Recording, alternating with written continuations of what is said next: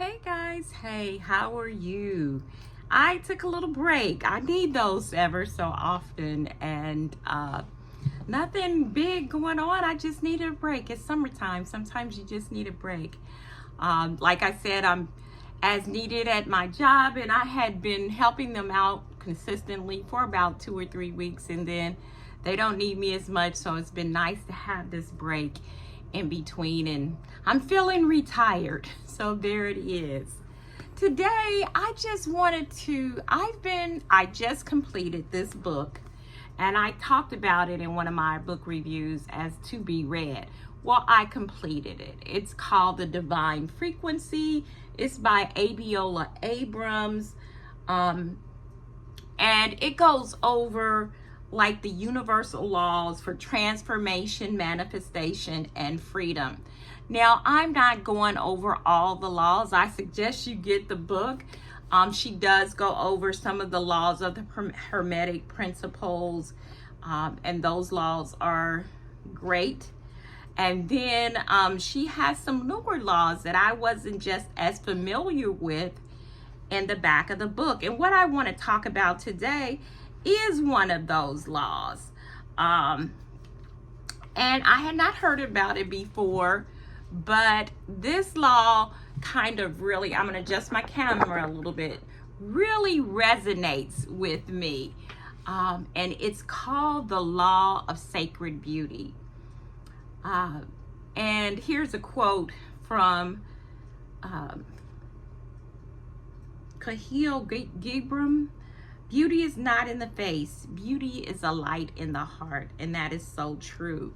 You know, I never thought of beauty as being a universal law, but it so resonates with me that it is.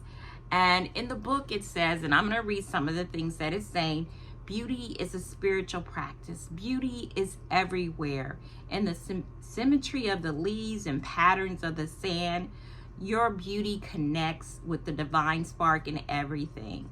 Every time you notice the beauty of a rose, you create a sacred moment and think and link your spirit with the divine energy that pulses through all things. So it's really about just in appreciating beauty in your life, in nature, and everything that is around you, and then creating that beauty throughout, you know, recognizing and celebrating the beauty in you, inside and out, you know, making your home pleasant and beautiful, whatever that is to you. So what is this law of sacred beauty? The law of sacred beauty is rooted in a Navajo wisdom. It's the understanding that sacred beauty is a state of being, an experience of harmony, balance, and well-being that impacts every aspect of life. So in Navajo culture, beauty goes beyond aesthetics. The Navajo concept of, I'm not sure if I'm pronouncing this right, Nazihoni or Hozo helps us understand the deeper sense of beauty. Nazahoni means beautiful. It's about seeing and appreciating beauty in the world around us, whether it's nature, in art, or people. So you notice and celebrate what is pleasing to your eyes and heart. So your eyes and your heart are part of that, appreciating the beauty. When something is Nizahoni, it feels right, looks good, and brings joy. So the law of beauty emphasizes the intrinsic value and power of all kinds of beauty. So with that, with every action and intention, you can contribute or detract from overall harmony and beauty in your life. So the law of sacred beauty encourages us to choose harmony by seeking balance in all areas, including our relationships and our environment and ourselves. The beauty comes from a state of harmony. 2, enjoying inner beauty. Focus on kindness, compassion, and generosity, as well as inner beauty. and it's reflected in your world and the world around you. Appreciate physical beauty. Create beauty through art, music, dance, and daily acts of creativity. Take time to appreciate the beauty in nature and human beings. And finally, live mindfully. Approach every moment and action with mindfulness and intention. Make choices that contribute to the well-being of all. So with this law of sacred beauty, it just helps to remind me the beauty of the world around us, the beauty in nature, the beauty and kindness of other human beings when they live in harmony and peace and have concern for their brother men. And I kind of feel in this time that we're in, sometimes it's just great to appreciate the beauty in others, the beauty in you and around you, the beauty of a relationship with the divine, with God, or, you know, your spiritual creator. There's beauty in relationships with our spiritual relationships, our relationship with the creator or creatress, whichever you choose, and the beauty in the relationships we have with friends and family and those who we love and mean the world. It just helps you appreciate the intrinsic value of beauty throughout. So that law just really touched my heart, and I really wanted to kind of talk about that a little bit. And then near the end of it, she has a divine manifesto where basically it helps you to appreciate who you are and what you bring to the world, what you bring to the table. And I'd like to read that because there's some really powerful things in here. So I'm going to read your divine manifesto. And she recommends that you read this, you know, a couple of times a day in front of a mirror, because it just reinforces these positive things so that you can feel it and then live it. I am already enough. Right now, in this moment, I am whole, I am worthy and complete. I am not here to shrink, hide, or dim my light. I am here to shine.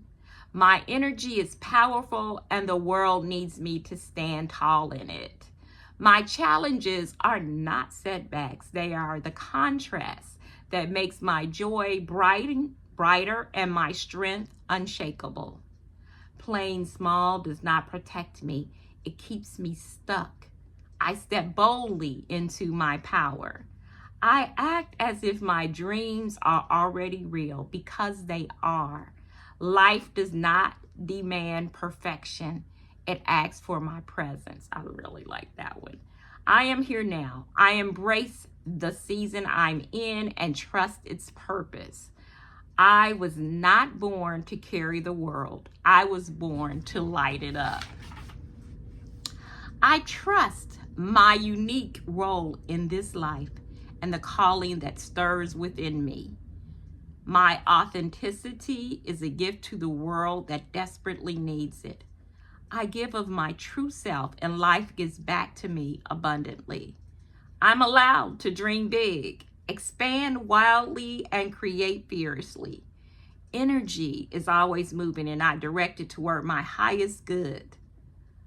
Each step that I take forward is sacred and brings me closer to the life I deserve. Now, I'm skipping some, but some of the ones that resonate with me, I'm going to go here. I am limitless, powerful, and divine. I trust the universe is rooting for me. I speak my truth, even when my voice shakes. My words and action ripples, they create ripples of love, power, and transformation. My life force flows from the sacred energy within me, connecting me to all creation. Now that I know, I cannot unknow. So those were some. I didn't read every one, but enough for you to get the gist. I really, I started off in the book was a little bit because I'm familiar with the Hermetic principles. If you are not, you need to get this book. It helps to bring up those universal principles that guide and can guide our life. I am a very spiritual person, not really a religious person.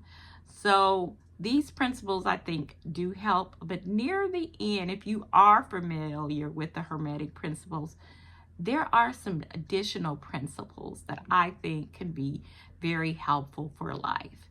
So I really enjoyed the book. This is an author that I've read another book by her, and it got more juicy and more meat to it near the end for me. So that's all I have for today. Be blessed, be powerful, be you, and I'll talk to you soon. Bye-bye.